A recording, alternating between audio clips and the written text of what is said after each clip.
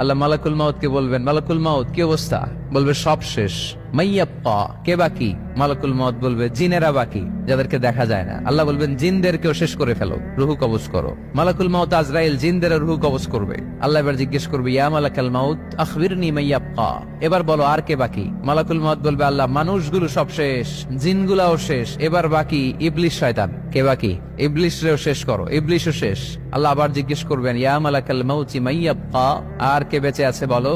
মালাকুল মাউত বলবে, আল্লাহ আপনার কথা অনুযায়ী পৃথিবীর সব মানুষের রুহু কবজ করলাম, সব জিনদের রুহু কবজ করলাম, ইবলিসের রুহু কবজ করলাম, এখন আছে শুধু ফেরেশতারা। আছে কারা? যাও ফেরেশতাদের রুহু কবজ করো। ফেরেশতাদের রুহু কবজ হয়ে যাবে। এবার আল্লাহ জিজ্ঞেস করবেন, ইয়া মালাকাল মাউত আখবিরনি মাইয়াপ্পা। মালাকুল মাউত বলবে, আল্লাহ আপনার কথা মতো ধরে ধরে সব শেষ, ফেরেশতাও শেষ, 4 জন ছাড়া। কয়জন ছাড়া? জোরে বলেন, কয়জন ছাড়া? ইসরাফিল, জিব্রাইল, মিকাইল, আজরাইল। আল্লাহ এই 4 জন আমরা বাকি। আল্লাহ বলবে, যাও ইযহাব ইনতালিক ইলা জিবরিল ওয়াকবাদ রূহা, জিব্রাইলের রুহু কবজ করো। ইযহাব ইলা ইসরাফিল ওয়াকবাদ রূহা, ইসরাফিলের রুহু কবজ করো। ইযহাব ইলা মিকাইল ওয়াকবাদ রূহা, রুহু কবজ করো। ওই 3 ফেরেশতাও শেষ। এবার আল্লাহ তাআলা জিজ্ঞেস করবেন, ইয়া মালাকাল মাউত আখবিরনি মাইয়াব্কা, হে মালাকুল মাউত আর কে বাকি আছে বলো?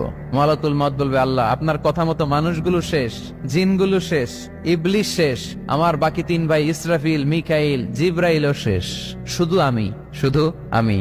আল্লাহ বলবেন, কেউ নাই? মালাকুল মাউত বলবে, না আল্লাহ কেউ নাই। এবার আল্লাহ তাআলা বলবেন, মালাকুল মাউত তুমি তো সবাই রে মারছো, এবার তুমি মরো, এবার তুমি মরো, তুমি মরো। শোনার সাথে সাথে মালাকুল মাউতের কাঁপুনি ছুটে যাবে, খিচুনি এসে যাবে ভয়ে। আল্লাহ বলবেন, কাঁপুনি দিয়ে তো লাভ নাই, কারণ কুল্লু নাফসিন যায়িকাতুল। রব্বুল আলামিন বলবেন, মালাকুল মাউত কেঁদো না, এটাই দুনিয়ার বিধান, আমি আল্লাহর দেয়া বিধান, এটাই, জন্মালেই মরতে হয়। যাও জান্নাত জাহান্নামের মাঝখানে একটা জায়গা আছে, জায়গাটার নাম হলো আরাফ। এই আরাফের মধ্যখানে যে দাঁড়াও, ওখানে যে মালাকুল মাউত কাঁপতে থাকবে।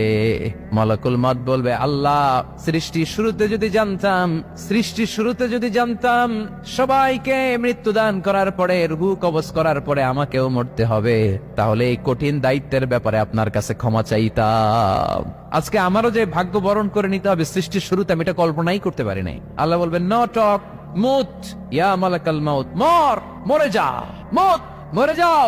বলার সাথে সাথে মালাকুল মাউত এক বিকট চিৎকার হাঁকিয়ে মরে যাবে। মালাকুল মাউতের চিৎকারটা সেদিন এত ভয়ঙ্কর হবে, বিষ্ণু ঈসা ইসলাম বলেন, ওই চিৎকারের আওয়াজ যদি পৃথিবীর মানুষেরা কান দিয়ে শুনতে পেত, তাহলে কিয়ামত সংগঠিত হওয়ার জন্য আলাদা করে ইসরাফিলের সিঙ্গার প্রয়োজন হতো না।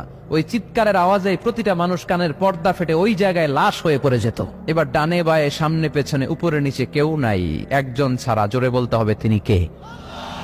আল্লাহ তখন পৃথিবীকে একটা ডাক দিবেন, বলবেন, ইয়া দুনিয়া আইনা আনহারুকি, এই পৃথিবী তোর নদীগুলো কোথায়? ইয়া দুনিয়া আইনা আশজারুকি, এই পৃথিবী তোর গাছগুলো কোথায়? বটতলা। ইয়া দুনিয়া আইনাল জিবাল, তোর বড় বড় মাউন্ট এভারেস্ট পাহাড়, আলাস্কা পর্বতমালা, আলপস পর্বতমালা, এগুলো কোথায়? তুর পাহাড় আজকে কোথায়? ইয়া দুনিয়া আইনাল মুলুক, রাজা বাদশারা কোথায়, যারা ক্ষমতার দাপটে পা জমিনে ফেলতে চাইতো না? আইনাল জাবাবেরা, অত্যাচারী স্বৈরা শাসকগুলো আজকে কোথায়?